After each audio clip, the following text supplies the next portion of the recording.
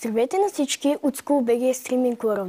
Са събрали за първото живо предаване на SchoolBG Streaming World. Днеска ще ви представим госпожа Иляна Стоянова, която е първия гост на SchoolBG Streaming World. Да преминем към въпросите. Как се вдъхновите да станете учител? Така, преди да отговоря на въпроса, искам да благодаря за поканата да бъда в вашето студио. Радвам се, че като първи гост сте избрали мен и че ще успея да помогна за популяризиране на вашата телевизия.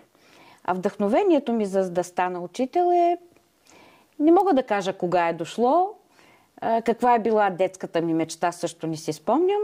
Знам, че по мое време всички мечтаехме да бъдем или лекарки, или учителки.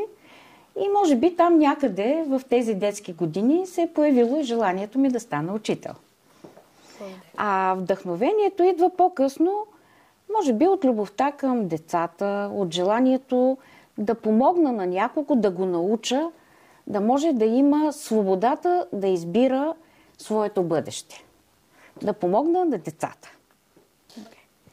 Каква беше вашата детска мечта за професия? Избъдната ли е тя? Аз казах вече, че не си спомням каква е била точно детската ми мечта. Дали е сбъдната, щом не помня, не мога да кажа дали е сбъдната, но пък съм доволна от това, което съм си избрала като професия. Харесвам си професията, надявам се, че се справям добре. За това, че имам добри постижения, имам деца, които са намерили успешна реализация в живота си по-нататъка, говори, че се справям добре с работата си и ще се радвам да помогна на поколенията, които идват, докато имам възможности. Какъв беше вашият любим предмет като ученичка, ако може да споделите? Нямам любим предмет. Очудващо, може би, всички очакват да кажа, че математиката е любимия ми предмет. Да, харесвала съм винаги математиката, защото математиката е точна наука. Тя ти дава точно отговор и решение. Макар че математиката провокира изключително логическото мислене и знанията ни дават възможност да търсиме решение на някой проблем. Ако не стане по един начин, ние да потърсиме друга възможност. А логическото мислене ни помага да търсиме тези възможни отговори и решаване на житейски проблеми. Добре. Имате ли любим момент от вашата кариера като учител, който бихте искали да споделите? Работата с деца винаги е приятна и тя предизвиква много хубави моменти. Да, има моменти, в които човек е много разочарован от това, което децата не искат да положат грижите, но въпреки всичко работата с децата винаги дава едно удовлетворение и любимите моменти са много. Бих казала, че един от любимите ми моменти е постъпването на работа в това училище, макар че то не е доста далече във времето. Казвам постъпването в това училище, иначе като далечно време, доста години стаж. Тук в това училище намерих един колектив, който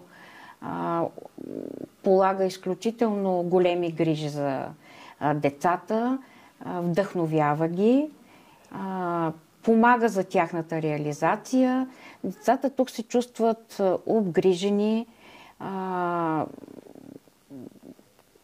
помага им за постигане на желанията, за откриване на техните таланти. Така че това е един от хубавите моменти в моята професия и хубавите моменти в моя живот.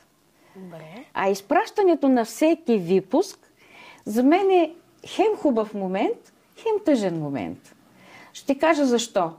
Защо е тъжно? Тъжно е, защото се разделяш с едни деца, които ти си гледал цели 3 години. Виждал си как израстват, как желанията им, стремежите, мечтите в тях се развиват.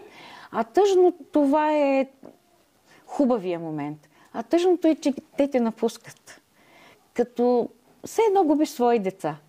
Така се чувства човек, когато се разделя с един випуск. Но пък хубаво е, че идва друг. Идват нови деца, с нови мечти, с нови желания и ти отново започваш с тях.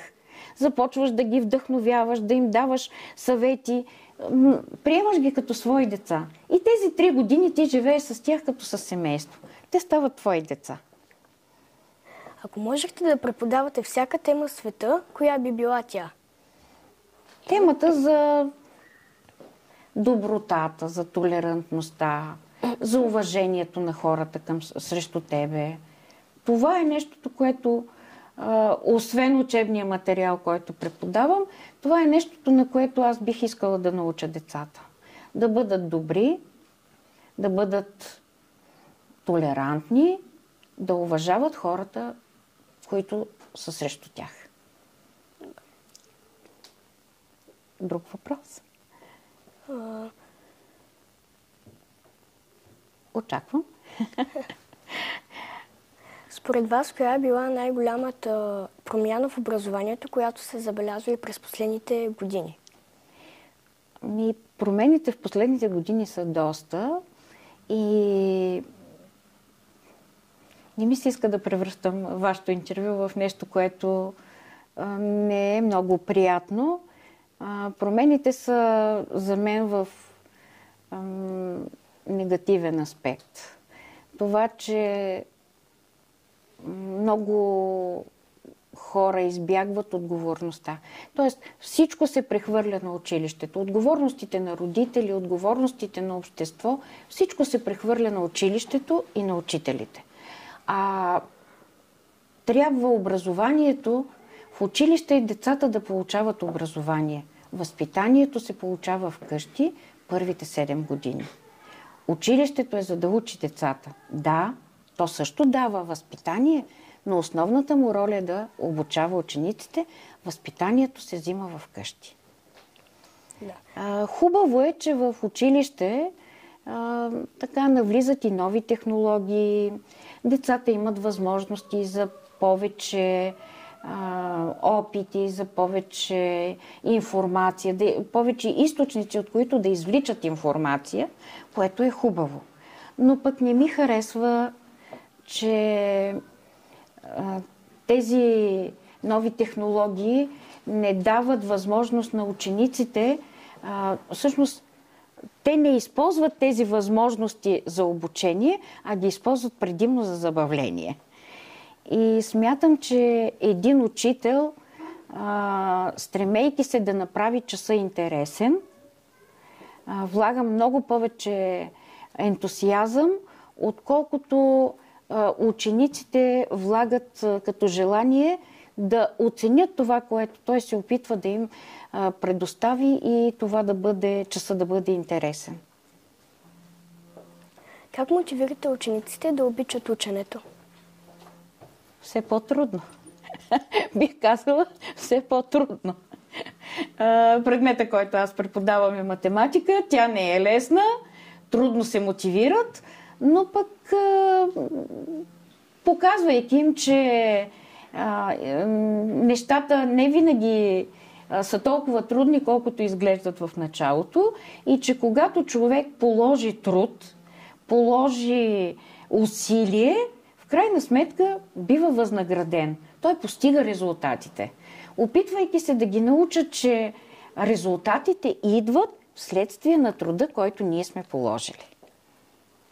Според мен този въпрос, който сега ще задам, както на зрителите, така и на мен ще бъде много интересен. Какво е най-смешното нещо, което някога ви се е случвало по време на час? Много смешни моменти има. Първо, децата понякога отговарят много неадекватно на въпросите, които задаваме. И така, за мен не е толкова смешно, но пък децата се смеят. А иначе така смешен момент беше преди много години в друго училище. Едно от децата ме помоли да излезе, да отсъства от моя час и да помогне за създаване на една градинка в училището, като пренася пръст, засажда цветя и така се занимава с физическа дейност. И след 15 минути физическа дейност, той се връща в час и заявява: "О, стига, вече съм копал, дойдох малко да порешавам задачи." Така целият клас беше много развеселен. Това е ученик, който трудно се справяше с математиката, но пък това нещо го мотивира в следващите години да полага повече усилия и да постигне добри резултати. Ако можехте да дадете един съвет на всички ученици, какъв би бил той? Какъв да бъде съвета? Четете. Четете повече, четете с разбиране, бъдете свободни. Свободни в мислите, в желанията си, но свободата, трябва да знаете и какво е свободата. Свободата е да можеш да отстояваш позициите си, свободата е да можеш да мислиш, свободата е да спазваш правилата. Когато човек е свободен, може да отстоява позициите си, но да спазва правилата. Какво прави нашето училище толкова специално и защо според вас е най-доброто място за първокласниците?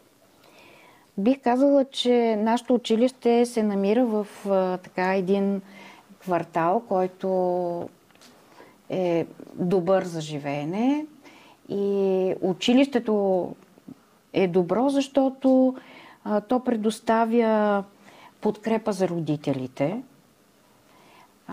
тъй като то е в близост, да заведеш детето си и да го оставиш при добри преподаватели, които през целия ден ще се грижат за него, и да се чувстваш спокоен, че това дете ще бъде обгрижено, че това дете, ако има някакъв проблем, той ще бъде решен. Учителите, персонала са изключително добри. Освен че дават добри знания, научна основа добра, те полагат изключително позитивни отношения. В училището има възможности за реализация на децата, има извън класни дейности, които спомагат всяко едно дете да открие своя талант, своите способности, и не само да ги открие, а да ги реализира. Пример за това са, че в училището има школа за изобразително изкуство. Децата могат да спортуват, макар и не добра материално-техническа база за спортуване. Децата могат да полагат усилия и имат къде. Все пак има спортна площадка, където могат да спортуват. Преподавателите са добри. Не бих казала на последно място, че децата, всяко дете може да прояви талант, своя талант, и да се реализира.